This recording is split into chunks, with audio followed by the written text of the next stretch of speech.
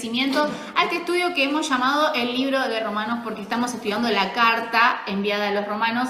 Así que hoy estamos en el capítulo número 14 del libro de Romanos, ya casi por terminar este apasionante libro del cual hemos aprendido un montón. La verdad que Dios nos habla tanto a través de las Escrituras, por eso vamos a las Escrituras para ser expuestos a su palabra y tener más luz. Así que bueno, le damos la bienvenida a todos los que nos miran siempre por YouTube y todos los que estamos acá presentes. Muy bien. Bueno, y comenzamos, son 23 versículos, es relativamente corta.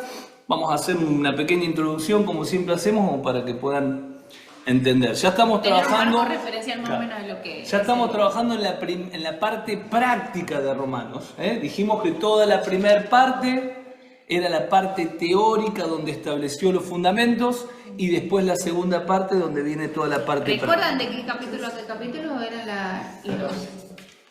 Hasta el 11, la parte práctica del 12 en adelante, la parte... En realidad, del 1 al 11 la teoría y del 12 en adelante exactamente todo lo que es la parte práctica de esa teoría, por decirlo de alguna manera, que en realidad eran bases que iba poniendo para hoy poder darnos estas exhortaciones y partes prácticas, ¿no? Exceptuando el último capítulo que es saludos. Más que nada, ¿no? salutaciones. Ahora, es interesante siempre tener en cuenta hacia dónde está dirigida esta carta, ¿no? Roma era una iglesia multicultural y multiétnica, generando siempre tensión entre lo que se podía hacer y lo que no se podía hacer.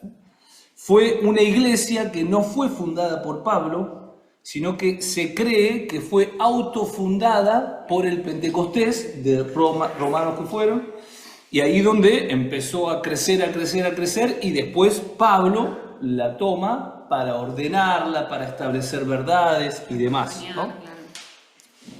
Esto es un principio que es interesante, ¿no? Cómo se tienen que crear las iglesias. Se crean en casas donde empieza a crecer, donde empieza a haber un movimiento y llega un momento que se tiene que ir ordenando, pero desde ahí donde comienzan muchas de las iglesias que, como siempre sabemos, somos nosotros la iglesia, ¿no? Estaba dividida entre dos grupos, judíos cristianos, con conciencia sensible, podríamos decir los religiosos, y los gentiles cristianos que eran más libres en la fe. En el edicto de Claudia, en el 49 después de Cristo, se expulsó a todos los judíos de Roma y durante años la iglesia quedó en manos de los gentiles, que crecieron sin todas esas prácticas judías. Cuando los judíos vuelven, en el año 54 después de Cristo, se encuentran con una iglesia completamente diferente.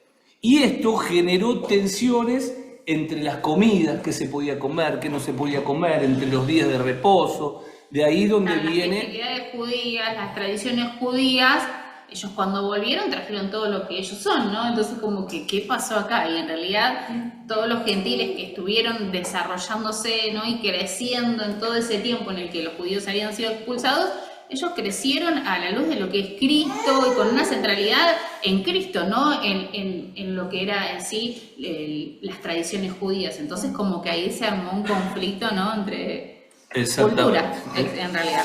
Y había una cuestión, que ya cuando la vamos leyendo versículo a versículo se van a ir dando cuenta, de que en el mercado romano se vendía, la mayor cantidad de carne que se vendía era carne que se ofrecía a ídolos y era la más barata. Después estaba la carne premium, por decir de una manera, que era más cara, que no había sido sacrificada, que no había sacrificado para la comercialización, digamos. Entonces los gentiles iban y compraban la carne que podían. Tal, iban al asador, la comían. Vienen los judíos y dicen, no, ¿cómo van a comprar esa carne? ¿Cómo van a comer esa carne si fue consagrada a ídolos?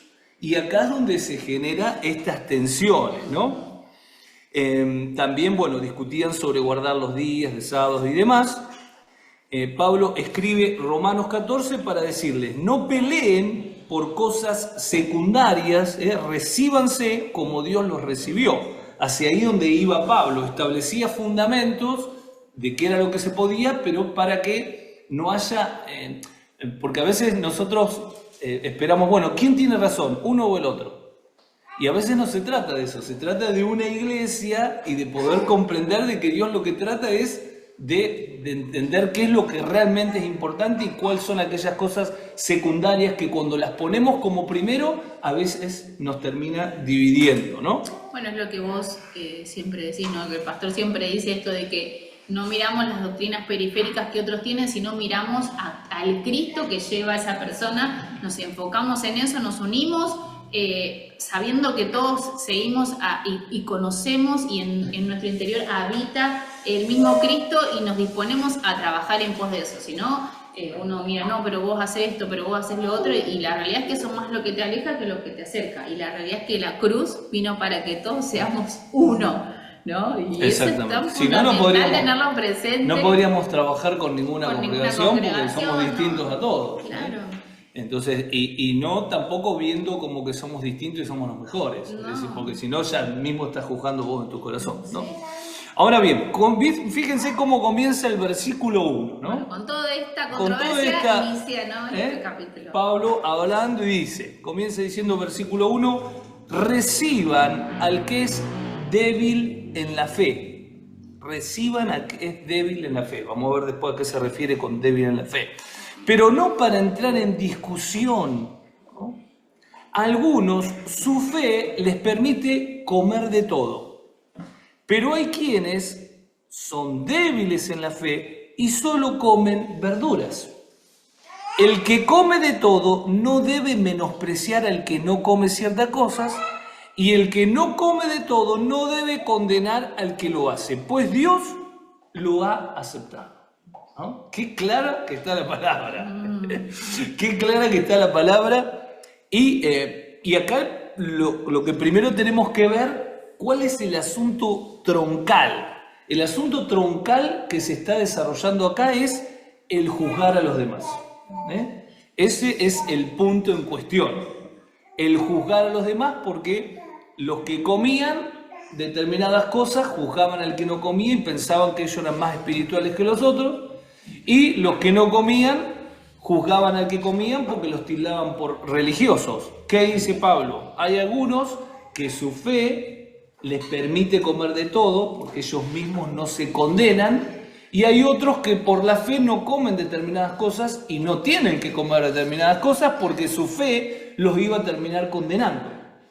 Y desde ahí es donde comienza esto, ¿no? Si bien una persona fuerte en la fe es aquella que puede comer de todo sin que su conciencia lo condene, no por eso le da derecho de juzgar al que no come ni sentirse superior a aquel que no come determinadas cosas.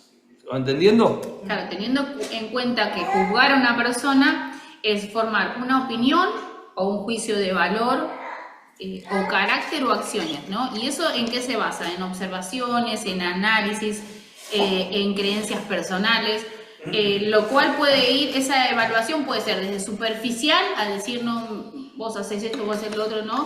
Hasta de una manera más formal que es un tribunal. Pero siempre que hablamos de juzgar, implica una evaluación o estimar o conceptuar a alguien, ¿no? Y siempre es de forma negativa, porque inclusive en un tribunal llegás a juicio por algo negativo que hayas hecho como persona. Entonces, acá está hablando de no juzgar a los demás, y siempre que se dice juzgar es poner en un marco a alguien, ¿no? Y que siempre con una connotación negativa. Nunca uno juzga a alguien con una connotación positiva, ni de manera formal ni de manera informal. Porque siempre que se emiten juicios, siempre son juicios de valor que dicen, no, esto está, ¿no? Y buscando el detalle, por decirlo de alguna manera. Entonces es tan importante esto de que como hijos de Dios estamos llamados a hacer la expresión viva de Él, ¿no? Estamos llamados a amar y a no juzgar. Y ese es lo contrario de lo que estamos hablando acá, ¿no? Esto del juzgar. Dios nos llama a que seamos luz, a que seamos amor, que si alguien tiene que juzgar una actitud, ¿no? Por ejemplo, acá está hablando de la comida, ¿no? Esto de que si uno tiene fe y come y le hace bien, tranquilo, si come verdura o come carnes o come ambas cosas, vos tenés paz, que lo que Él hace, Él rinde cuenta por Dios, delante de Dios, ¿no? Entonces es como esta invitación de decir, no mires, no hagas un juicio de valor de su accionar, ¿no? Ni siquiera en la comida, que es lo que está hablando específicamente ahora. ¿Por qué? porque si hay alguien que tiene que juzgar una actitud, en todo caso sería Dios, ¿no? Entonces ahí como que pone esos parámetros de decir el juzgar no es algo positivo nunca, en ningún aspecto, formal o informal, nunca es algo desde lo positivo, ¿no? Claro. Versículo 4 dice, ¿quién eres tú para juzgar al siervo de otro? Que se mantenga firme o que caiga es asunto de su propio Señor. Y se mantendrá firme porque el Señor tiene poder para sostenerlo. Fíjense acá que está hablando entonces que ¿quién eres tú para juzgar el siervo de otro? ¿De qué siervo está hablando? O es decir, ¿o quién es el Señor de ese siervo? Es Dios mismo, porque termina diciendo, porque el Señor tiene poder para mantenerlo firme. Entonces, acá te pone una perspectiva donde te genera temor, porque te dice, pará, vos cuando juzgás a alguien que es tu hermano, estás juzgando al siervo de Dios y Dios va a intervenir porque está juzgando a su siervo, así cuando te juzgan a vos. Entonces te cambió la perspectiva y decís, apa, guarda con esto, ¿no? Por eso dice al siervo de otro. Todos somos siervos de Dios. Y si juzgamos a un hermano, estamos juzgando al siervo de Dios. Nosotros no fuimos llamados a ver las acciones de nadie. Si cae o se mantiene en pie, es asunto de Dios y no de nosotros. Si Dios alguna vez me muestra una palabra de exhortación para un hermano, se la tengo que dar. No es que, no, porque veo algo que está haciendo mal, no, porque eso no es juzgar.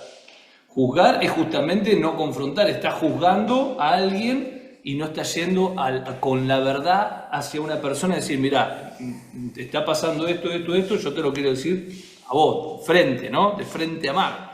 Eso está bien, pero también nos enseña que cuando confrontemos a alguien, antes de tener un corazón de juzgar, lo hagamos de determinada manera. ¿De qué manera? Bueno, Gálatas 6:1 nos habla, fíjense lo que dice acá. Gálatas 6:1 al 5, pues léanlo, pero se los leo acá, dice, hermanos, si alguno fuere sorprendido en alguna falla, no te dice juzgarlo, no, vosotros que sois espirituales, bueno, restauradle con un espíritu de mansedumbre, pero considerándote a ti mismo.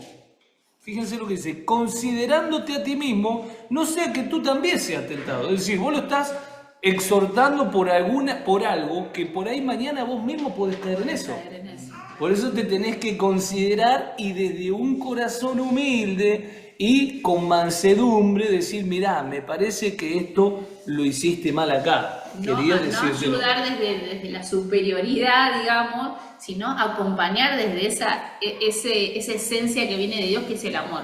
Fijándote de que vos también podés fallar en eso también, ¿no? Exactamente, sigue diciendo, estoy leyendo en Gálatas 6, del 1 al 5, dice, sobrellevad uno las cargas de otros y cumplid así la ley de Cristo. De esta manera cumplimos la ley de Cristo. ¿Cuál es la ley de Cristo?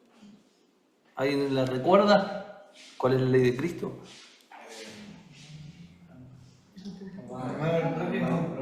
Exactamente, muy bien.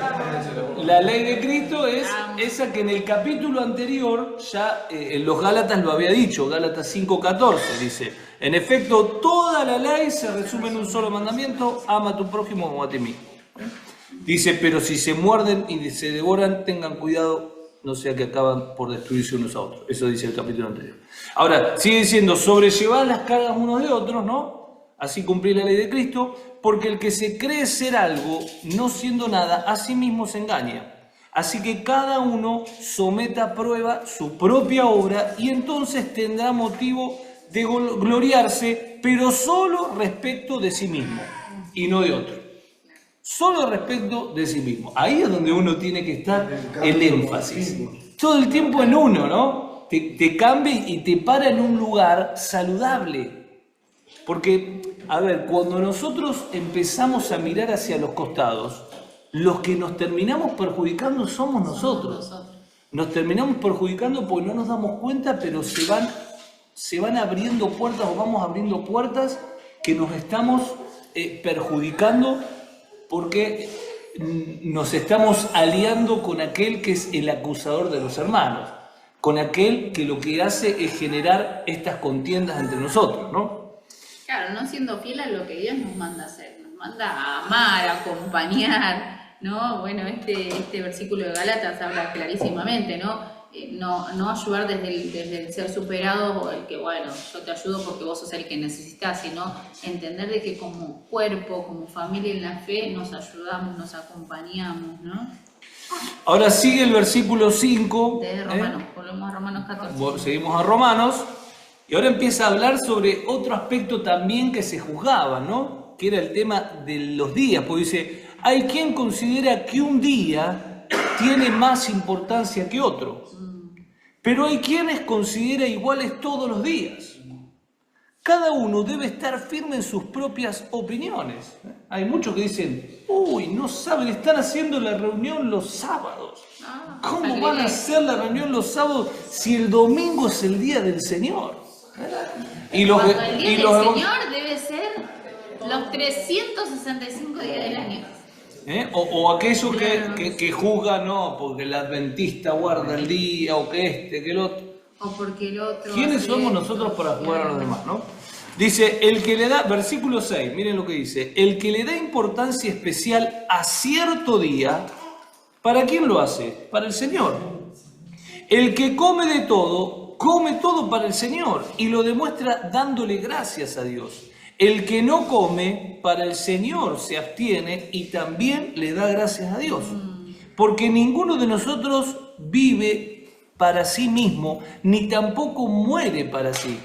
Si vivimos, para el Señor vivimos. Y si morimos, para el Señor morimos. Así pues, sea que vivamos o que muramos, del Señor somos. ¡Qué tremendo! La palabra es tan clara, tan clara. Claro, porque nuestra vida no gira en torno a nosotros solamente, ¿no? A nuestras ambiciones, a mi deseo personal o familiar, ¿no? El día que le dijimos sí a Dios, vivimos por y para Él, ¿no? Y acá me gusta, dice, porque así pues sea que vivamos o que muramos, dice, del Señor somos, ¿no? NBI, Reina Valera, Nueva Biblia, dice, del Señor somos, ¿no? Pero PDT y Nueva Traducción Viviente dice, pertenecemos al Señor, ¿no? Me gustó esto de somos del Señor, pertenecemos al Señor, esto de no somos no somos de nosotros mismos, sino que somos propiedad de Dios. Le pertenecemos al Señor, somos del Señor. Y ahí en 2 Corintios 5:15 afirma mucho esta idea, ¿no? Que habla, y Él murió por todos, dice. 2 Corintios 5:15, para los que anotan. Y Él murió por todos, dice, para los que viven, ya no vivan para sí, dice, ¿no? Que no vivan para ellos mismos, ¿no? Sino para el que murió por ellos y fue resucitado. Es decir, nosotros ya no vivimos para nuestros propios deseos, es decir, no nos basamos, nuestra vida no se basa en mis deseos personales, mi vida no se basa en mi propósito familiar o personal, ¿no? No vivo para mí. Dice acá, ya no vivan para sí, vivan para aquel que murió por ellos y que resucitó. Esa cruz que tiene que ser una realidad en cada uno de nosotros. Esa cruz que tenemos que realmente saber, Señor, realmente está haciendo todo en mi vida. Realmente esa cruz me alcanzó, absorbió mi naturaleza por completo para ser gobernada 100% por vos, ¿no? Y ahí es donde vemos que el gobierno de la naturaleza mía ya no tiene injerencia porque empiezo a amar, ¿no? Esto que hablaba recién del amar, ¿no? El pastor nos compartía ahí en Gálatas y acompañar y no juzgar a esa persona que está necesitando, ¿no? Porque es tan importante ver de que sostenerle la mano a mi hermano o darle la espalda a mi hermano va a evidenciar cuál es la naturaleza que está gobernando la mía, ¿no? Va a evidenciar qué es lo que estoy haciendo. ¿Estoy viviendo para mí mismo? ¿Para mis deseos, para mis pasiones o ya no vivo para mí? Cuando le dije sí a Dios, ya no vivo para mí, ya vivo en pos de su propósito. Y tenemos un montón de ejemplos, ¿no? Para dar, no solamente de ayudar y dar, ¿no? Sino en el momento de la angustia, de la desesperación, en esos momentos en donde está mi hermano en conflicto, lo estoy juzgando, ¿no? ¿Pero qué hiciste para estar en ese momento, ¿no? ¿O qué estás haciendo qué decisiones has tomado, ¿no? O encomendaste todo al Señor, cuando en realidad no se trata de juzgar, sino entender de que debemos darle gracias a Dios en toda ocasión. ¿De qué manera? Ayudando, cooperando, ¿no? Esto de darle gracias al Señor todo el tiempo, ¿no? Por eso nos tiene que cambiar ese paradigma o ese chip de pensar de que Dios lo necesito para que me ayude, para que me vaya bien, no. Vos tenés que ir a Dios porque Él es el dueño. Entonces, si vos no entendés de que Él es el dueño y que vos fuera del dueño no tenés propósito, tenés que ir a Dios porque ahí es como, no sé, cuando estabas hablando me imaginaba la máquina esa que barre y que limpia por todos lados. La de Diego, la cosita. La cosita de Dios. Pero llega un momento que si no va al centro, si no va al centro de carga, no tiene sentido. Es decir, no tiene sentido que siga andando porque llega un momento que no puede hacer nada, no puede cumplir con la función en la cual fue creada.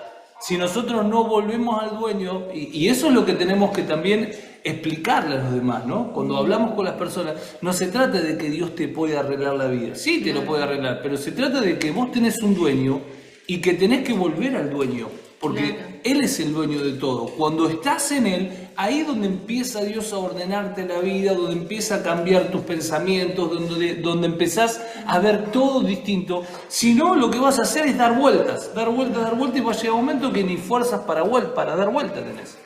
Entonces, ahí es donde tenemos que nosotros pararnos y comprender de que eso se trata. Por eso dice, del Señor somos. Totalmente claro, ¿no?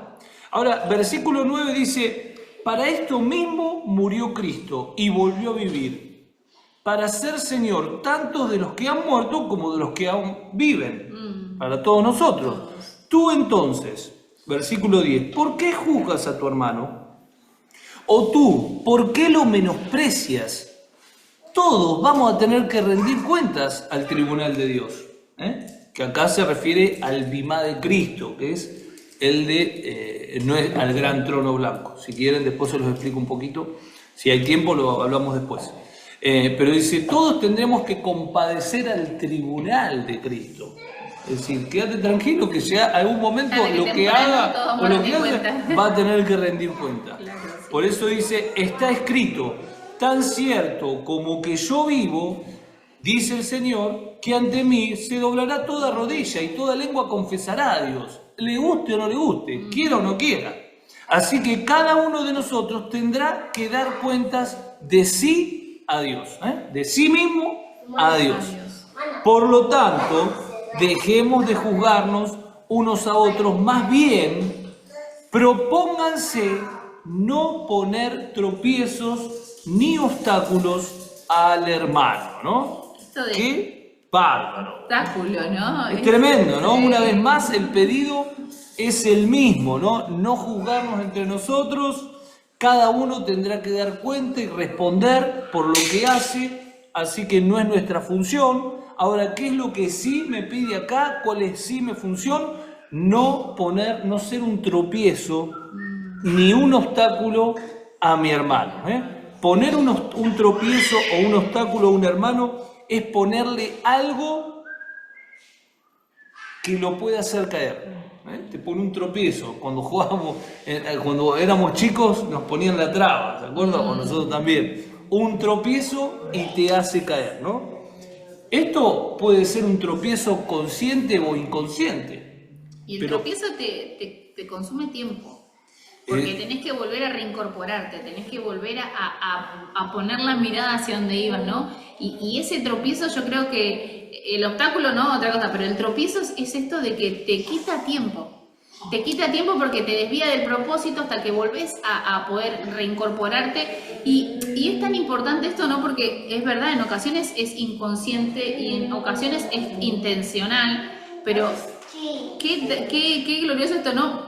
Dice, fíjense, pónganse a darse cuenta de no ser tropiezo, de no desviar al hermano, de tener ese amor, de tener ese cuidado, ¿no? Y es como de una manera u otra está constantemente como alineándonos a de qué manera tenemos que seguir avanzando, no juzgarlo, no mirar qué es lo que hace. Fíjense que haga lo que haga mientras le des gracias al Señor está bien. No le pongas tropiezo, no lo retrases en el propósito. Ahora, qué interesante, porque uno puede poner tropiezo con todo esto que viene hablando, ¿no? De juzgar, pero también puede poner un tropiezo haciendo que la otra persona te juzgue a vos. Es decir, si vos generás o haces algo para que la otra persona te juzgue, vos estás haciendo un tropiezo porque estás haciendo pecar a tu hermano. No sé, pongo un ejemplo. Yo sé que tal persona piensa que el cristiano no puede tomar alcohol, ¿no? Y yo sé que es así. Y yo no voy a juntarme con él y voy a tomar una cerveza. O no lo voy a invitar a mi casa y voy a tener un vino en la barra. ¿Por qué? Porque voy a hacer que él me juzgue a mí y que él termine pecando por algo que a mí, mi libertad, me hace que el fin de semana pueda tomar un vaso de vino o una copa de cerveza. Pero si mi hermano lo hace pecar, yo no lo voy a hacer. Hay que cuidarlo. Entonces, Dice las palabras, y eso claro. Esos son detalles que son fundamentales, porque a veces uno piensa, bueno, pero es problema de él. Sí, pero vos sos guarda de tu hermano también. Vos tenés que tratar de no ser un tropiezo para que él no peque. Entonces, esas cosas son fundamentales. Por eso nosotros siempre decimos que no solamente tenemos que ser cristianos, sino también parecer cristianos. Claro. Es decir, No solamente hablar lindas palabras, pero mis actitudes son... A mí si me invitan a predicar a una congregación ortodoxa y yo sé que todos van con corbata, yo no voy a ir con remera o con Buscamos un la jean. única corbata que tenemos. Es decir, pediré una corbata prestada e iré. ¿Para qué? Para no hacer pecar a los demás. Porque Claro. ¿qué sentido tiene? ¿No? Claro. Esas cosas son fundamentales porque que nuestra libertad no nos da el Licencia derecho Claro. para hacer pecar o tropezar al otro, ¿no? Versículo 14. 14. ¿Estamos acá? ¿Venimos bien? 9 menos 10, venimos bien. Dice, fíjense, este versículo es tremendo. Acá donde, dice, miren lo que dice Pablo. Yo, versículo 14, de mi parte, estoy plenamente convencido en el Señor Jesús de que no hay nada impuro en sí mismo. Si algo es impuro, lo es solamente para quien así lo considera. Acá ya te estaba dando la respuesta, ¿no, Pablo? Te estaba dando la respuesta, ¿se puede comer o no se puede comer? ¿Qué es lo que dice Pablo? Yo considero... Es subjetivo, digamos. Claro, yo estoy plenamente convencido que no hay nada impuro en sí mismo. Lógicamente en el contexto que está hablando, ¿no? ¿En qué contexto está hablando? En la comida. Porque si esto lo sacamos de contexto, yo digo, bueno, no hay nada impuro y puedo hacer estragos, ¿no? Entonces tenemos que entender el contexto. Por eso Jesús en otra parte lo explicó en Mateo 15:10. Mateo 15:10 dice, Jesús llamó a la multitud y dijo, escuchen y entiendan, lo que contamina a una persona no es lo que entra en la boca, no es lo que entra en la boca, sino lo que sale de ella. ¿No se dan cuenta de que todo lo que entra en la boca va al estómago y después se echa en la letrina? Pero lo que sale de la boca viene del corazón y contamina a las personas. Acá nos da justamente esto, ahí donde tenemos que nosotros prestar atención. Ahí donde tiene que estar nuestro enfoque, porque ahí es donde podemos ser esas personas que están contribuyendo para la contaminación. Claro, contribuyendo con el avance del Evangelio o contribuyendo con la contaminación de los hermanos, ¿no? En esto de qué manera hablo, ¿no? Por eso el accionar, el actuar y las palabras, todo es importante. Ahora vuelve a establecer el fundamento que es el amor. Vuelve a establecer el fundamento porque dice, Pablo dice, no hay nada en sí mismo impuro, pero versículo 15 dice, bueno, pero ahora bien, pará. Pero si tu hermano se angustia por causa de lo que comes, ya no te comportás con amor. Claro. Por eso no destruyas por causa de la comida al hermano por quien Cristo murió.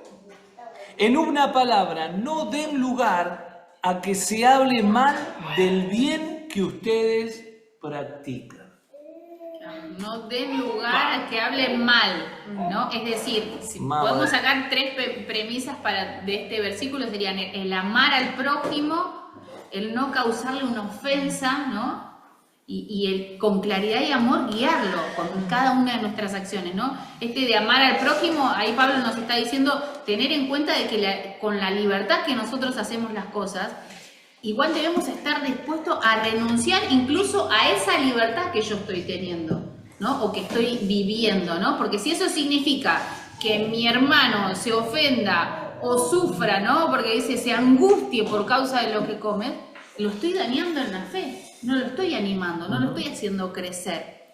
Por eso no es solamente entender de que todo lo que pasa es lo que yo quiero. Bueno, pero yo tengo libertad, ¿no? Como recién explicaba el pastor este ejemplo de la vestimenta. Pero si yo tengo libertad, no. Pero si vos amás a tu prójimo, tenés que entender de que esa libertad que vos tenés, usala en otra ocasión, pero no enfrente de tu hermano que es débil en la fe, ¿no? El tener presente que todo lo que nosotros hagamos va a repercutir en nuestro entorno, para bien o para mal. Entonces, esto de estar alineados al propósito de Dios, esto de estar siempre gobernados por la mente de Cristo, es esto también, ¿no? En nuestro accionar, ¿no? Esto de no causar una ofensa, es de cuidarnos, de no hacer cosas que confundan, ¿no? En esto del causar una ofensa puede confundir, entonces se puede tomar, no se puede tomar, ¿qué se tiene que hacer? No, entonces yo hablando de la bebida que justo dio el ejemplo. Y entender de que especialmente a los nuevos en la fe eso lo perjudica. Entonces entender de que no debemos destruir lo que Dios está haciendo en un hermano, porque ser un tropiezo es destruir lo que Dios está haciendo. Ser de confusión para mi hermano es destruir lo que Dios está edificando en ese corazón, que está aprendiendo, que está conociendo la vida, y uno tiene que ser siempre favorecedor, no por mi actitud ser una piedra de tropiezo, ¿no? Y esto de la claridad del amor, debemos guiar con nuestras acciones deben estar guiadas por el amor, ¿no? Y cuando estoy sostenido y guiado y gobernado por Dios, siempre va a salir amor. ¿Y de qué manera? De la manera en la que humanamente no saldría. La realidad es que para poder vivir en libertad y poder entender de que no se trata solo de mis deseos personales o de lo que yo entendí, como yo lo entendí, ya lo hago, no, entender de que todo el tiempo estamos edificando el cuerpo de Cristo. Entender de que todos somos hijos de Dios y todos tenemos un tiempo diferente en el cual encontrar a ese Cristo y que ese Cristo sea revelado. Y la realidad es que si nosotros tenemos un poco más de revelación que mi hermano que está al lado, lo tenemos que acompañar y guiar para que también pueda crecer en Cristo, para que también pueda encontrar, ¿no? Ser sensible a lo que Dios nos pide. Y eso de ser sensible a lo que Dios nos pide incluye acciones, palabras, actitudes, lo que como, lo que tomo, ¿no? De lo contrario, el cuerpo de Cristo se estaría perjudicando con mis actitudes. Entonces, la manera en la que hablo también tiene mucho que ver. ¿Qué es lo que digo? Tiene mucho que ver. Entender de que lo que yo hablo va a generar paz, tranquilidad, edificación o va a perjudicarlo, ¿no? Entonces, acá nos va dando el ejemplo, ¿no? de la comida, pero también si lo llevamos a otras áreas de nuestras vidas, vemos de que con nuestra lengua edificamos o tiramos abajo toda una construcción, y constantemente nos está animando a esto del poder ser favorecedores, ¿no? Bien, versículo 17 dice, porque el reino de Dios no es cuestión de comida o bebida. No hace como la conclusión, está hablando de la comida, pum, dice, muchachos, no nos paremos en estas cosas secundarias y dejemos ni perdemos de vista lo más importante en torno a esto. Dice, el reino de Dios no es cuestión de la comida, de la bebida, sino ¿de qué es? ¿De qué cuestión es el reino? Es de justicia, paz y alegría en el espíritu, o gozo, dice algunas versiones. El que de esta manera sirve a Cristo, porque todos de alguna manera estamos sirviendo a Cristo en los lugares donde Dios nos puso, agrada a Dios, que es lo que todos queremos, todos quieren agradar a Dios, y es aprobado por sus semejantes, ¿no? Y esto es fundamental porque acá nos dice justamente que no es cuestión de comida y bebida, pero sí es cuestión de justicia. Esa palabra justicia en el original es dikaiosune, que significa vivir desde la posición correcta que Cristo nos dio. No es portarnos bien, no es que soy una persona que camina en justicia y hace, no, es una cuestión de una posición, la posición recibida como justos delante de Dios y vivir desde ahí, ¿no? Por eso siempre nuestro énfasis como pastores es que puedan ustedes entender la posición espiritual que tienen. La posición espiritual, desde ahí vivir es la clave de todo, ¿no? La paz viene de una palabra griega que es eirene, que significa armonía, bienestar, plenitud interior que no depende de circunstancias, ¿no? Es decir, esa paz que nos hizo que ya no estemos enemistados con Dios, sino que podamos tener una comunión con Él por medio de Cristo, ¿no? Y el gozo del Espíritu, que no es una alegría emocional, sino es ese deleite de sabernos aceptados, ese deleite de sabernos hijos, ese deleite de sabernos bendecidos. Los jueves estamos trabajando de cómo primera de Efesios 1:3 nos dice de que todos somos bendecidos en Cristo, y después del versículo 4 al 14 nos habla de 12 bendiciones espirituales que tenemos en Cristo, que es impresionante cuando se nos abren los ojos y las logramos ver. Esas son las cuestiones que tenemos que pararnos para vivir desde ahí y no vivir desde lo que vemos, aunque siempre somos llevados y atraídos y arrasados a lo que vemos, ¿no? Pero bueno, tenemos que volver a acomodarnos y pedirle que Dios renueve nuestros pensamientos nuevamente, nuestra mente, para poder vivir en las realidades eternas y no en lo que estamos viendo todos los días, ¿no? Claro, por eso ahí en el versículo 18 dice, continúa diciendo, ¿no? El que de esta manera sirve a Cristo agrada a Dios y es aprobado por sus semejantes, dándonos la importancia de ser aprobados delante de Dios y nuestros semejantes como algo vital, como algo importante en nuestra vida como hijos. Que de hecho cuando la palabra describe a Jesús, solamente encontramos de él cuando era chico, cuando era niño, cuando nació, ¿no? Y después a los 12 años cuando sus padres lo llevan al templo para presentarlo.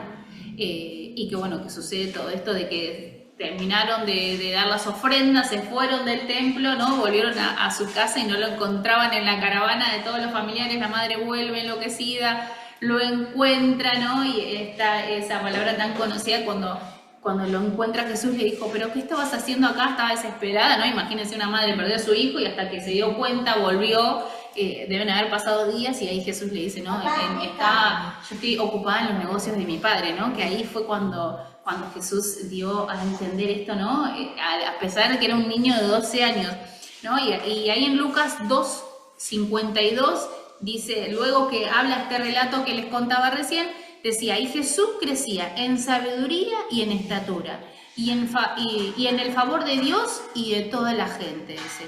Es decir, Dios, veíamos cómo Jesús crecía en el favor de Dios y de toda la gente. PDT dice, crecía,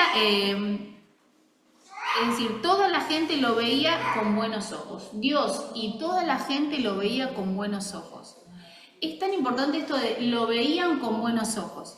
Es decir, Jesús, siendo un niño, crecía en conocimiento, en sabiduría, para con Dios y para con los hombres. Acá nos habla de que el que sirve a Cristo agrada a Dios y es aprobado por sus semejantes. Entonces, esto que el pastor nos decía recién, tenemos que ser hijos de Dios, pero también tenemos que parecerlo. Es decir, no solamente saber de que yo amo a Cristo, vivir a Cristo, sino entender de que al momento que yo me relaciono con otra persona, debo ser ese fiel reflejo. ¿Con qué? Con mis actitudes, con mis palabras, ¿no? Es tan importante entender de que las palabras, la murmuración, son cosas que no pasan desapercibidas entre medio de la gente, ¿no? Porque si uno tiene eso, es como que vos decís, pero no lo vi en una iglesia, no lo vi en una reunión, ¿no? Porque todos, como que el ser hijo de Dios es lo vi en una iglesia, ¿no?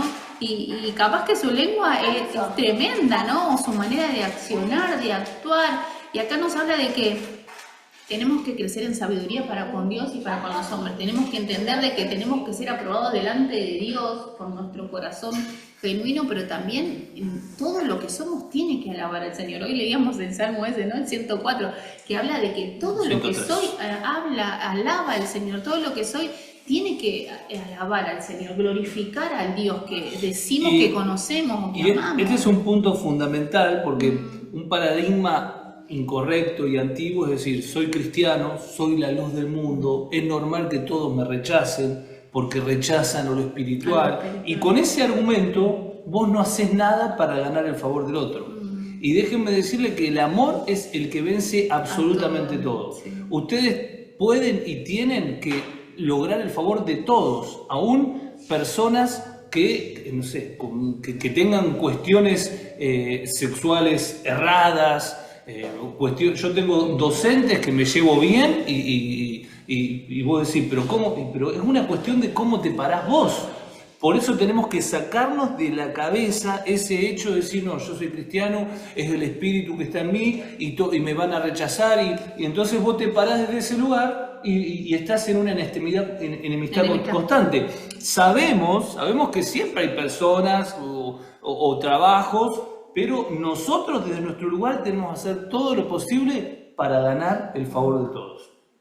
Porque desde ahí donde nosotros nos volvemos reconciliadores y saquémonos de la cabeza vuelvo a decir, ese paradigma incorrecto que porque aquella persona está endemoniada, o hay personas que vos la veis ya sabés que están endemoniados, pero el amor que está en mí gana a ese demonio que está en esa persona. Y vos no le tenés que ganar a través de imponer, no, ganá a través del amor, a través de abrazarlo, a través de ser tolerante, a través de ser paciente, a través de mostrarle, y vas a ver cómo empieza a bajar las guardias y lo terminás ganando para Cristo. Y si no lo terminás ganando para Cristo, termina teniendo un concepto distinto de aquel cristiano. ¿Sabes qué? El cristiano aquel es distinto. Entonces mañana cuando tenga una situación que por ahí vos ni te enterás, le va a dar lugar a una persona y por ahí termina aceptando a Cristo por lo que vos hiciste. Porque no se trata acá de que nosotros ganemos a alguien, se trata de que Cristo gane a alguien y que de nosotros de nuestro lugar podamos colaborar. ¿Para qué? Para que el reino siga avanzando. Por eso esto es fundamental, comprender de que tenemos que ser personas que ganen el favor de todo el entorno y cada vez más. Y si alguien dice algo en contra tuyo, que no tenga argumentos para decirlo, ¿no? Claro, entendiendo que somos los creadores del puente, somos esos sacerdotes que acortan la distancia entre que puedan conocer a Cristo, ¿no? Es tan importante esto como que a veces uno se enfoca, ¿no? en lo que uno tiene que hacer, en lo que tiene que lograr, en cuánto nos falta, y está buenísimo que todos los días vayamos creciendo un poquito más y enfocándonos en saber de que, Dios, necesitamos modificar esto, modificar lo otro, y está buenísimo, pero en este proceso que voy creciendo yo, también hacer que otros puedan llegar a esta verdad, ¿no? Y puedan conocer a este Cristo glorioso. Por eso la importancia de entender de que debemos ser aprobados nuestros semejantes, debemos ser ese reflejo de Cristo todo el día, ¿no? Todo el tiempo. Exactamente. Vamos con versículo 19, ya estamos terminando. Dice, por lo tanto, esforcémonos por promover todo lo que conduzca a la paz. Fíjense si no está confirmando todo lo que recién dije, ¿no? Claro. Esforcémonos, no es que decir, bueno, ¿qué le vamos a hacer? Bueno, pero ¿qué estás haciendo vos? ¿Te estás realmente esforzando? Claro. Vos tenés que esforzarte, es hablar cuando tenés que hablar y callar cuando tenés que callar. Porque a veces uno dice, bueno, pero yo no hago nada. Sí, pero tenés que hacer, no que no tenés que hacer nada. Yo no hice nada malo, sí, nada malo, nada bueno, ¿no?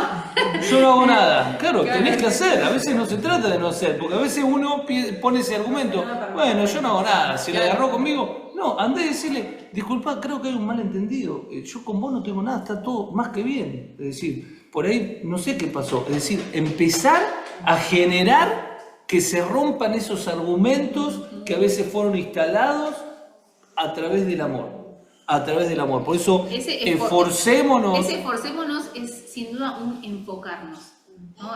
Es poner nuevamente nuestra atención en lo eterno, ¿no? Es poder decir, bueno, me tengo que esforzar por ser ese favorecer, ¿no? Es enfocarme nuevamente, ¿no? Exactamente. Esforcémonos por promover todo lo que conduzca a la paz y a la mutua edificación. No destruyas la obra de Dios por causa de la comida. La obra de Dios, es decir, podemos estar destruyendo lo que Dios está haciendo. Dios está trabajando con una persona, Dios está la obra de Dios, ¿cuál es? ¿Cuál es la mayor obra de Dios? Que Cristo se haga a través tuyo. Esa es la obra de Dios. Esa es la mayor obra de Dios. Que todos podamos, que Cristo, que es el prototipo de la nueva naturaleza, pueda verse a través de mi vida. Entonces, podemos estar destruyendo la obra de Dios porque nuestra vida, en vez de colaborar con que la persona pueda seguir avanzando, se la termina, claro, lo estamos perjudicando. Estamos haciendo ese obstáculo o ese tropiezo para que no obtenga la libertad de Cristo, ¿no? Sigue diciendo, todo alimento es puro, lo malo es hacer tropezar a otros por lo que uno come. Más vale no comer carne ni beber vino, acá daba a entender de que se tomaba vino, ¿no? Pero dice, más vale no comer carne ni beber vino ni hacer nada que haga caer a tu hermano. Así que la convicción que tengas tú al respecto, manténela como algo entre Dios y tú, ¿no? Dichoso aquel a quien su conciencia no lo acusa por lo que hace, que estos serían los fuertes en la fe. Claro. Pero el que tiene dudas en cuanto a lo que come, se condena. Estos serían los que son débiles en la fe, porque no lo hace por convicción. Y todo lo que no se hace por convicción termina siendo pecado. Qué tremendo, creo que está tan clara la palabra que a veces no podés agregar demasiado. es volver a hablar en lo mismo, pero en la medida que si lo leen de vuelta van a poder capturar ese espíritu, abrazar ese espíritu, esa posición que nosotros tenemos que tener como hijos y pararnos como colaboradores de Dios. Los colaboradores de Dios no son aquellos que hacen grandes cosas afuera, sino que en lo pequeño son aquellos que están colaborando. Y lo pequeño es comenzando desde casa. Porque no nos olvidemos que la persona que está en tu casa, sea tu esposa, tus hijos, también son hijos de Dios y son tus hermanos. A veces ver eso de que tu hijo también es tu hermano y que cuando vos pones tropiezo a tu hijo, estás perjudicando la obra de Dios que Dios está haciendo ahí. Es tremendo y déjenme decir, estoy preparando un material para poder dar en la Quinta Rivera. Es tremendo como nosotros a veces enseñamos corrupción a nuestros hijos.